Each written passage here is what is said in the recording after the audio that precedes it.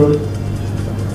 वरदराज, आप तो बहुत उम्दा कहानियों के लिए जाने जाते हैं, काफ़ी अलग अलग तरीके के इसलिए लिखते हैं जिसको समझना और इतना लिखना इतना आसान नहीं है। इसमें लिटरेचर की बातें हैं, ये फिल्म की कुछ ऐसी है या कुछ और तरह की है? कहानी कहने का जो आपका तरीका है वो क्या है?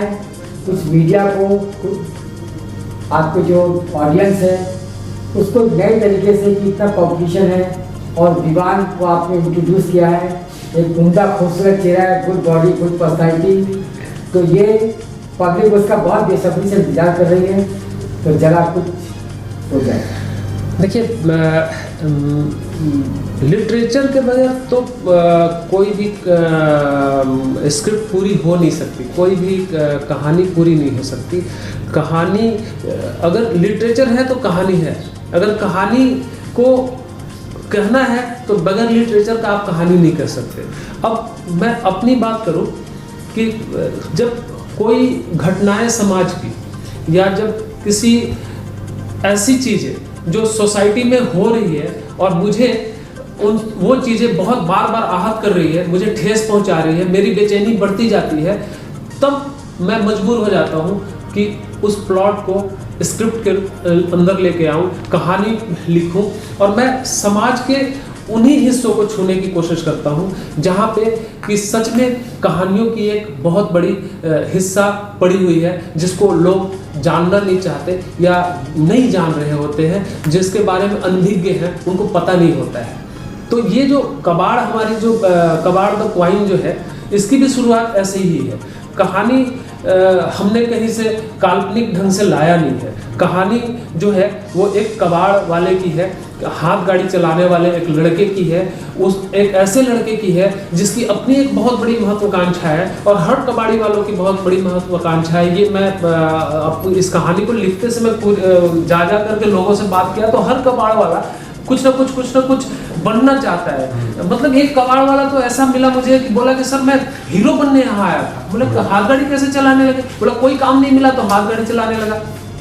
तो इस तरीके से हर आदमी की एक महत्वाकांक्षा है और खास करके कबाड़ वाले जो हैं उनकी भी एक महत्वाकांक्षा है। ये महत्वाकांक्षा एक अलग तरीके की है कि वो घर घर जाता है, कबाड़ के सामान लेकर के आता है, ला करके फिर उसको बेचता है या वो करता है। तो इसमें एक जो बहुत बड़ी जो कहानी छुपी हुई है वो कहानी इसमें से ढूंढ करके मैंने निकाला है। और विवान की बात है तो विवान को लेकर के आना इस कहानी में, मुझे लगता है कि विवान के अलावा मैं किसी और के साथ मैं इस कहानी को करता तो शायद मैं एग्जैक्ट डिफाइन नहीं कर पाता जिस तरीके से कि विवान ने इसको किया। नहीं, ये सच है, ये सच है। विवान जी, विवान आप तो यंग जनरेशन के हैं, आप स्क्रिप्ट कैसे सेलेक्ट करते हैं, इस बताइए। ये एक्चुअली ये एक बहुत ही इंटरेस्टिंग चीज़ है, क्योंकि मेरा ये मानना है कि एक अभिनेता की ज़िंदगी में वो स्क्रिप्ट नहीं चुनता है, स्क्रिप्ट उसे चुनता है।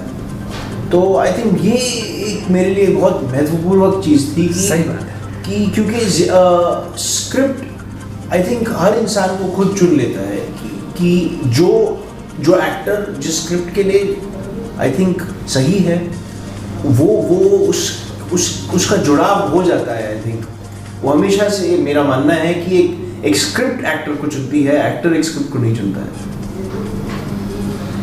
अच्छा, एक क्वेश्चन है आपसे वरदराज जी। वरदराज, आप कहानियाँ कहाँ से लाते हैं? मैं ज़्यादातर कहानियाँ सोसाइटी से लेता हूँ। ज़्यादातर कहानियों को ढूंढने के लिए निकलता हूँ। कहानियों को ढूंढना आसान काम नहीं होता, कहानियों के पीछे लगना पड़ता है, जाना पड़ता है। आपको बार बार उन चीज़ों के एक कहानी को ढूंढ करके लाने के लिए आपको कम से कम महीनों तक वर्क करना पड़ता है, 2-2 महीने 3-3 महीने करना, कई बार तो सालों लग जाता है।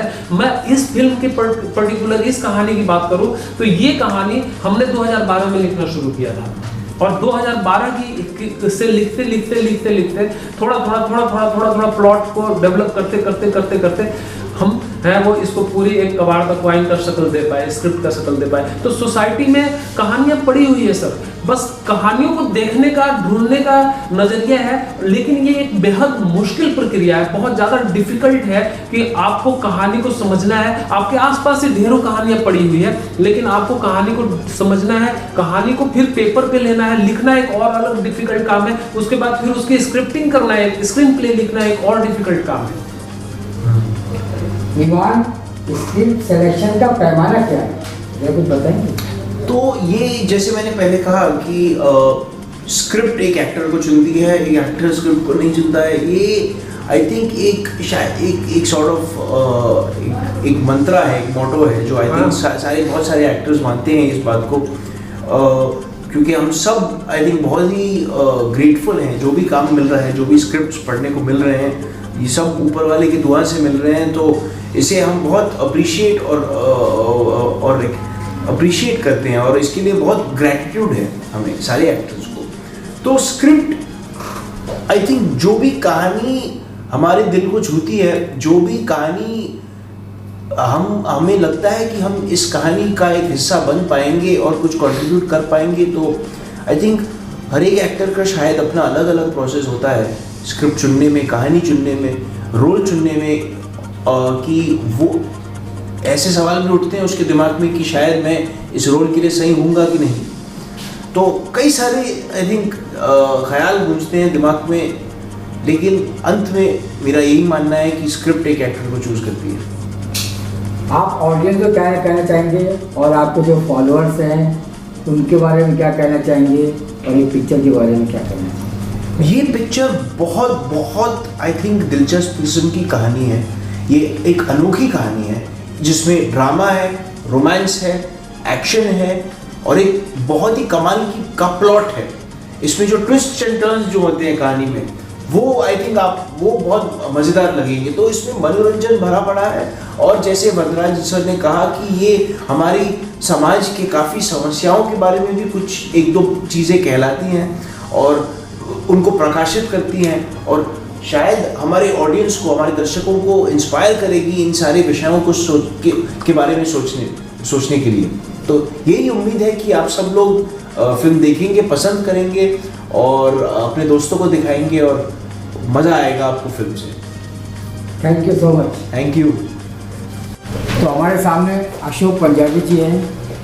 तो अशोक जी ज़रा कुछ बताएंगे इस फिल्म के बारे में और आपकी राय और ऑडियंस के लिए क्या कहना चाहेंगे? इसका फिल्म में कुछ धमाका है, धमाके में कैसा लग रहा है आपको? धमाका क्या है, आम सा नाम है, कबाड़ आई चलेगी चलेगी चलेगी। देखा यार, ये कब ट्रेलर तो निकल गया मगर ऐसा क्या है इसमें।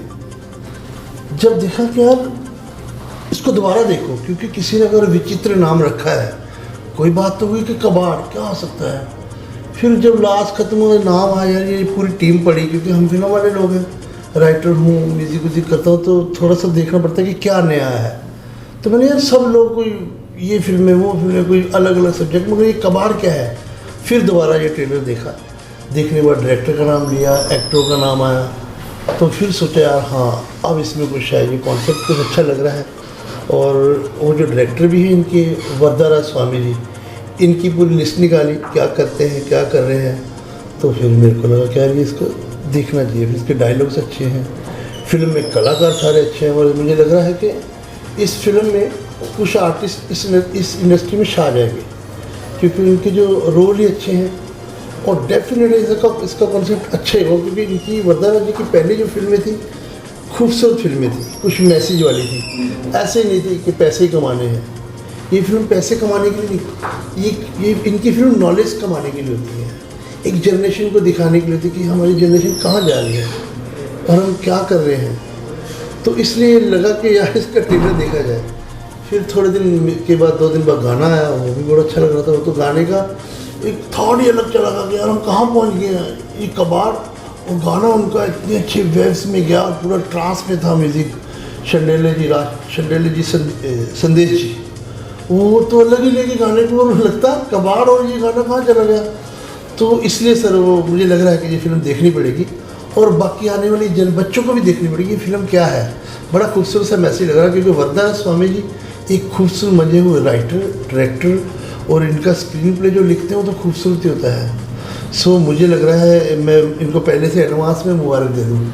एक क्वेश्चन है आपसे, विवान जी के बारे में क्या बोलना चाहेंगे और उनके टैलेंट के बारे में क्या बोलना चाहेंगे और उनको क्या शुभकामनाएं आप देना चाहेंगे, और इस फिल्म का म्यूज़िक उसके बारे में भी कुछ। सर मेरे यहाँ, मैं पंजाब से हूँ, तो मेरे यहाँ जो कलाकार होते थे ना, कलाकार अपनी कलाकारी दिखाता रहता है, तो उसके बच्चे देखते रहते कि हमारे पापा आर्टिस्ट हैं, हमारे पापा आर्टिस्ट, तो वो ऑटोमेटिक गुण घुर जाता है उसमें। तो गुणों से धनी है विवान जी, और ऊपर से डायरेक्टर अच्छा मिल गया हो, तो उसके बाद तो समझ लो ये अटैक ही है इंडस्ट्री पे सर। ये फिल्म काफ़ी आर्टिस्ट देके जाएगी इंडस्ट्री को, काफ़ी एक्टर देके जाएगी, और काफ़ी कुछ इस फिल्म में भरा हुआ है जिसमें इंटरटेन है और इंटरटेनिंग है और इंटरटेनिंग सब कुछ भी भरा है। क्योंकि आदमी पूरे दिन की फुर्सतों से, टेंशनों से, किसी का लेना है देना है, बिजनेस की टेंशन, इसकी टेंशन, रात को एक बार बैठेंगे, दिन में एक बार फुर्सत से देखनी होगी एक अच्छी इंटरटेन फिल्म, तो वो सोचेगा यार कबाड़ देखते हैं, क्योंकि इसमें काफ़ी कुछ लग रहा है ट्रेलर में। और मुझे लग रहा है कि इस फिल्म को लोगों को देखना चाहिए, क्योंकि ये जो बंदा है अपना वरदा स्वामी जी, इनकी सोच अलग है। ये आते तो थोड़े दिनों के बाद ही आते हैं, मगर कॉन्सेप्ट अच्छा लेकर आते हैं जो लोगों को सुनने में, देखने में लगे कि हाँ यार ये कॉन्सेप्ट देखना है हमें। तो गुड लक मुझे और पूरी टीम को, विवान जी को और वरदा राज जी का तो मैं फ़ैन हूँ, और मैं कोशिश में लगा हूँ कि इनको साथ में लूँ और सुनूँ बंदे के थॉट क्या हैं, और बहुत अच्छा सोचते हैं। इनकी स्क्रिप्ट भी अच्छी होती है और डायरेक्शन भी अच्छी होती है, और बस मुबारकबाद सबको, पूरी टीम को सर।